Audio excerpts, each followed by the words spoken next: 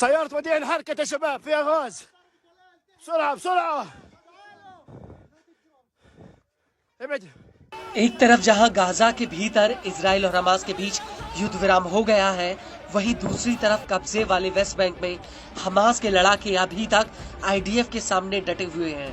Hamas के तमाम छोटे बड़े सहयोगी प्रतिरोधी संगठन लगातार इजरायली सेना पर छापा मार हमला कर रहे हैं, जिसकी वजह से आईडीएफ को वेस्ट बैंक में भारी नुकसान उठाना पड़ रहा है।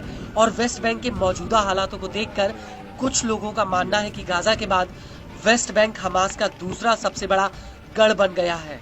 और इसी कड़ी में अब प्रतिरोधी लड़ाकों की आईडीएफ के साथ सीधी भिड़ंत हुई है। दरअसल वेस्ट बैंक में एक छापेमारी के दौरान आईडीएफ का एक रिजर्व सैनिक मारा गया है, जबकि 4 अन्य सैनिक घायल हुए हैं। मीडिया रिपोर्ट्स के मुताबिक उत्तर पूर्वी नबलस के तम्मुन कस्बे में प्रतिरोधी लड़ाकों ने आईडीएफ के रास्ते में बम लगाया हुआ था, जिसकी चपेट में आईडीएफ का एक ट्रक आ गया। और जब ये धमाका हुआ तो उस वक्त ये सभी जवान एक बख्तरबंद वाहन में थे और तभी ये बम फट गया।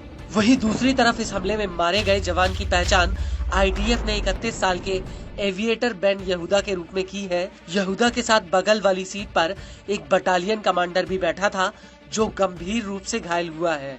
वहीं दूसरी तरफ फिलिस्तीनी रेड क्रेसेंट सोसाइटी का कहना है कि आईडीएफ ने एक 14 साल के लड़के को सीने में गोली मार दी थी, जिसकी अस्पताल में मौत हो गई। रेड क्रेसेंट का कहना है कि इजरायली सेना ने लोगों की भीड़ पर जिंदा बुलेट और जहरीली गैस फायर की थी।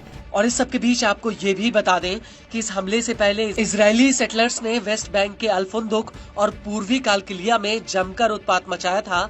सेटलर्स ने यहाँ पर जिन्साफुत और अल्फुंदुक कस्बे में कई घरों में आग लगा दी थी, जिसकी वजह से पूरे इलाके में एक भीषण आग फैल गई।